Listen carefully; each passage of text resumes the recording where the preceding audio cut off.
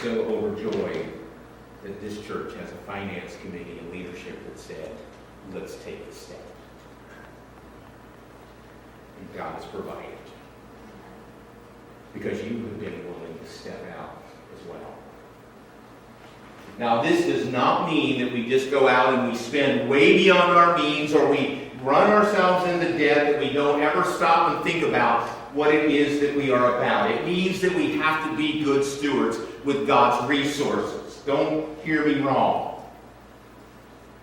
But it also means that when God calls us, when God gives us the vision, when God gives us the dream, He calls us to step out in faith and to walk by faith. And circle those dreams and those visions with prayer, asking God for wisdom, asking God for discernment, asking God to help direct our steps and our path.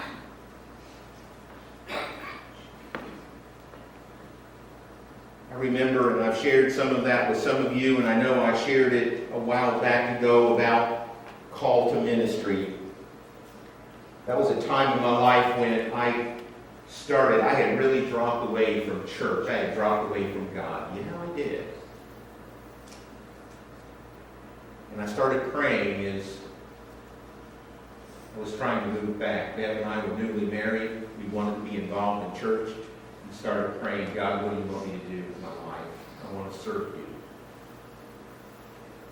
And at the time I didn't know that, but I was circling that. I wasn't using that kind of language. And the interesting piece was, as we kept getting asked to do more and more and more in the life of our local church, never asking anybody to do any of the things we were being asked to do, never even dreamed of doing it. And then came the call to full-time ministry. Now, I have to be honest, when I heard that call, one of the pieces was, God, we don't have the resources to do this. We really don't. And even as we look down the road, this means we're probably not going to have a lot of resources for anything. But God always provided. The very first church I served, I made $1,200 a year. The second church I served, I made $6,000 a year. We made a major jump. And we had as much then as we do now. We never wanted, we never needed. God has always provided. We continue to walk by faith and not by sight, knowing that God is going to care for us. Now, do we have days when we scratch our heads and say, yeah, we have some of those things. But God always provides. And we keep circling, trusting God. And He calls us to do this. As Batterson shares in his book, we have to step out. We have to step out in faith. And that is often going to look like foolishness to the eyes of the world. The interesting piece is the flashback as I was reading that. I remember receiving that call, and when I went into the vice president's office of the company that I was working for, as I was working my way through college, and I was just finishing up, and they thought that I was going to stay on with the company and work for them. I told him what I felt God was calling me to do, and He called me to full. Why would you do that? That's foolish. You're going to throw away all those years of college and all the training you've had in the background of business, and you want to do this? Why? Well, I knew it was a fool's argument, so I didn't even argue with him. I just said, God bless you. I'll give you 4 weeks notice, and I'm moving on. And when we step out in faith as individuals, when we step out in faith as a church, there's going to be times when people are going to say, that's foolishness. The community is going to say, that's foolishness. But God, if He's laid that vision and that dream on our hearts, we are called to follow it. Stop and think about it. Faith is the willingness to look foolish. When David went up against Goliath with a sling and a stone, that looked awfully foolish.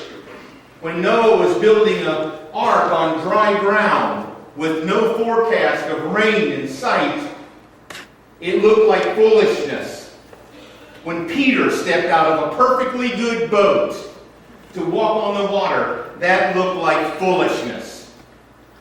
And the list could go on. And then we find Moses today in our text. God tells him to tell the people that he's going to provide meat for them for an entire month. Now, even though Moses knows of God's faithfulness, he questions God. For what he is hearing sounds like foolishness. Are you kidding me? Here I am, he says, among 600,000 men on foot, and you say, I will give them meat to eat for a whole month. Would they have enough if flocks and herds were slaughtered for them? Would they have enough if all the fish in the sea were caught for them? But listen to what God says back to Moses. Is the Lord's arm too short? You will now see whether or not what I say will come true for you. So Moses went out and told the people what the Lord had said. You see, friends, too often we let the how get in the way of the what God wants to do. We can't figure out how to do what God has called us to do, and sometimes even get caught up in trying to figure out how God can do what he says he will do. And so the result is we don't do it at all. I hear what you want me to do, God. I see it. But I can't see how you're going to get there. And so I'm not going to take the step. And oftentimes it seems like circling the promises of God is risky, but it's not nearly as risky as not circling the promises of God. Have you ever been there? You know what God wants you to do, something that he's laid on your heart, but it just doesn't add up. It just doesn't. You can't figure it out. How am I going to get there? How's this going to happen? How am I going to be able to do this? And sometimes it's as simple as, we come down to, we talk from time to time about needing people to work with the children or work with the youth. I can't do that, but you sense God saying to you, do it.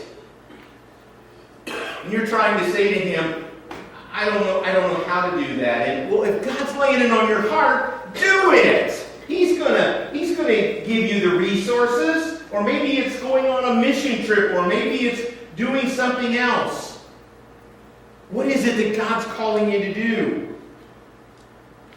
In our text for this morning, we find God doing the impossible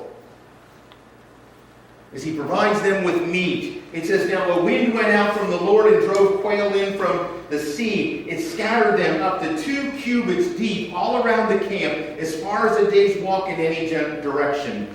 All that day and night, and all the next day, the people went out and gathered quail. No one gathered less than 10 homers. Now we need to understand that the Israelites were encamped in a region that was 50 miles inland from the Mediterranean Sea and 50 miles southwest of the Dead Sea. Quail tend to live by water, and they do not fly long distances. But we're told that a supernatural west wind drove them inward. Now, where do you think that supernatural wind came from? And in order to get in touch with the magnitude of this miracle, we need to understand just exactly how many quail we're talking about here. And Batterson talks about that in his book. The quail covered an area that was almost 700 square miles. And the quail were piled almost 3 foot deep. That's a lot of quail.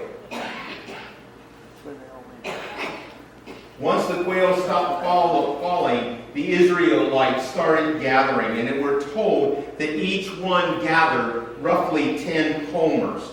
Now, we're talking about a lot of quail that's being gathered up here. In fact, if these quail were of average size, it says it ranged somewhere in the neighborhood of 105 million quail. 105 million quail. God doesn't just provide in a dramatic fashion. God provides in dramatic proportion. I like the way that Batterson puts it in his book. He says, Moses could never have anticipated this answer to prayer. It was unpredictable and unprecedented. But Moses had the guts to circle the promise anyway. And when you circle the promise, you never know how God will provide. But it's always cloudy, he says, with a chance of quail.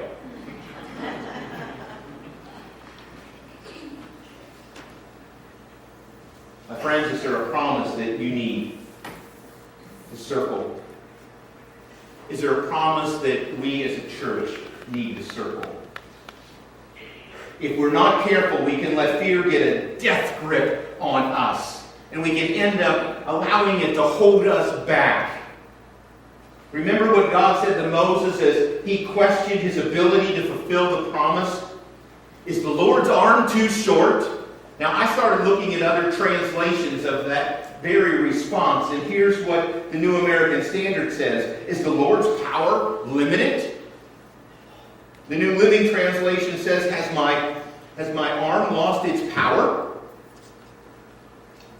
And I love the way that Peterson in the Message, now it's a paraphrase, but hear how he puts it.